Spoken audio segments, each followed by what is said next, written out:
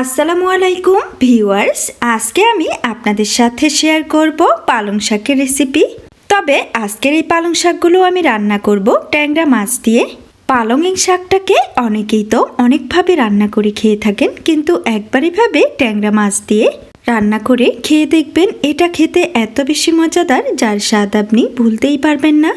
তো রান্না করার জন্য প্রথমে চুলায় একটি প্যান বসিয়ে এখানে আমি পরিমাণের চেয়ে একটু বেশি তেল দিয়েছি, আর তেলটাকে খুব ভালো করে গরম করে নিয়ে আগে থেকেই লবণ হলুদ দিয়ে মেখে রাখা ট্যাংরা মাছগুলো এই তেলের মধ্যে দিয়ে দিলাম। ট্যাংরা মাছগুলো তেলের মধ্যে দেওয়ার পর হাতা দিয়ে খুব সুন্দরভাবে মাছগুলোকে ছড়িয়ে দিচ্ছি।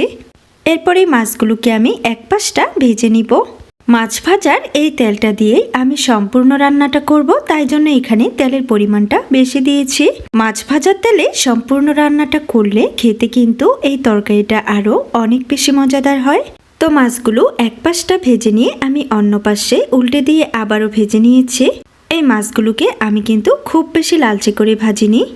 তো মাছগুলো যখন ভাজা হয়ে গিয়েছে, এই পর্যায়ে মাছগুলোকে প্যান থেকে উঠিয়ে নিচ্ছি। তারপর সেই মাছ ভাজার তেলে দিয়ে দিলাম একটি মিডিয়াম সাইজের পেঁয়াজ কুচি। এখন নেড়েচেড়ে এই পেঁয়াজ কুচিগুলোকে ভেজে নিচ্ছে।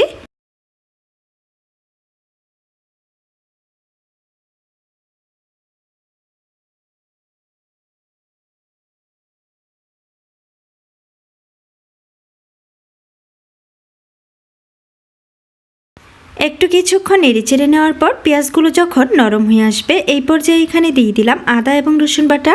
তারপর নেড়েচেড়ে আদা রসুনটাকে ভেজে নিচ্ছি, যেন আদা রসুন থেকে কাঁচা ভাবটা চলে যায়।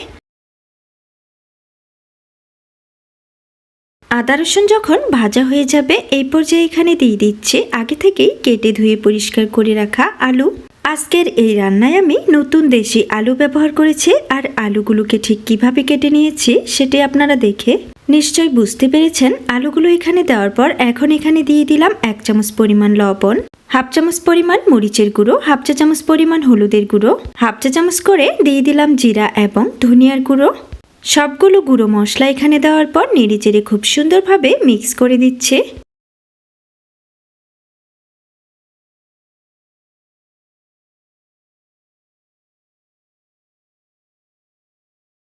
মশলার সাথে আলুগুলো যখন খুব সুন্দরভাবে মিক্স করা হয়ে যাবে, এই পর্যায়ে আলুগুলোকে কষিয়ে নেওয়ার জন্য এখানে আমি দিয়ে দিলাম 1/2 কাপ পরিমাণ পানি। আর পানিটা দেওয়ার পর নেড়েচেড়ে সমস্ত কিছু মিক্স করে দিচ্ছি।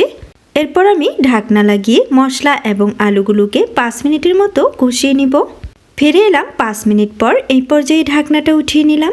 মশলা কষানোর জন্য যেই পানিটা ব্যবহার করেছিলাম, পানিটা কিন্তু শুকিয়ে গিয়েছে, আর মশলা থেকে কিন্তু তেলটা ছেড়ে দিয়েছে। এই পর্যায়ে এখানে দিয়ে দিলাম 5-6টির মতো ফালি করা কাঁচামরিচ। আর কাঁচামরিচগুলো এখানে দেওয়ার পর নেড়েচেড়ে আবারও সমস্ত কিছু মিক্স করে দিচ্ছি।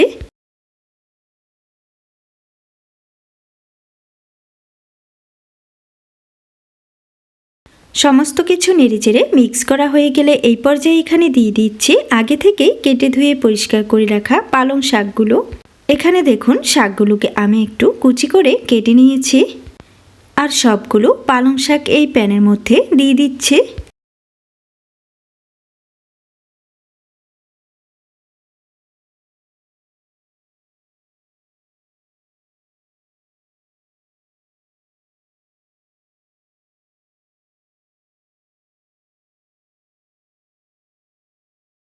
সবগুলো শাক প্যানের মধ্যে দেওয়া হয়ে গেলে এই পর্যায়ে ঢাকনা দিয়ে ঢেকে দিলাম 3 মিনিটের জন্য।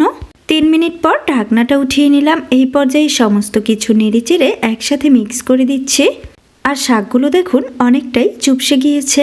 তো এখন নেড়েচেড়ে আমি সব কিছু মিক্স করে দিচ্ছি।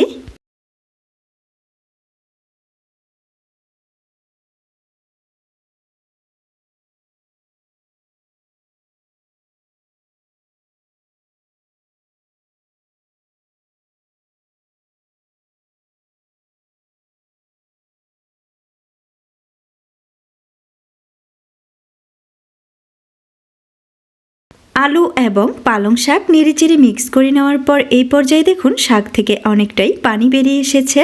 তো এই পর্যায়ে এই তরকারির উপরে আমি দিয়ে দিচ্ছি আগে থেকেই ভেজে রাখা ট্যাংরা মাছগুলো।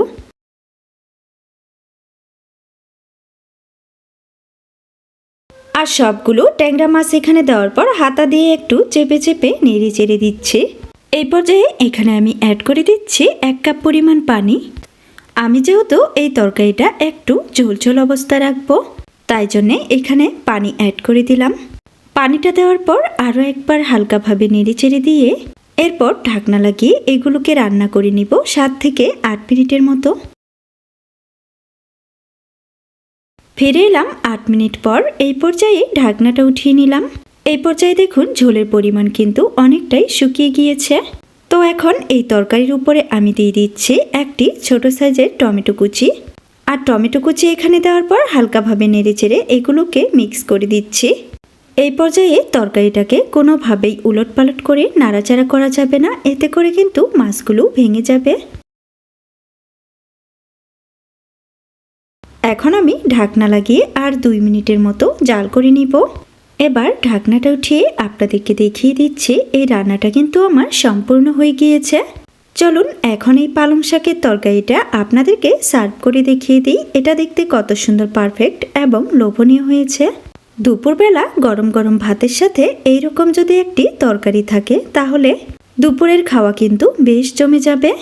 আর ট্যাংরা মাছ দিয়ে এইভাবে পালং শাক রান্না করলে এটা খেতে এত বেশি মজাদার হয় যে আপনি যাকে রান্না করে খাওয়ান না কেন সে কিন্তু আপনার প্রশংসা করতে বাধ্য হবে।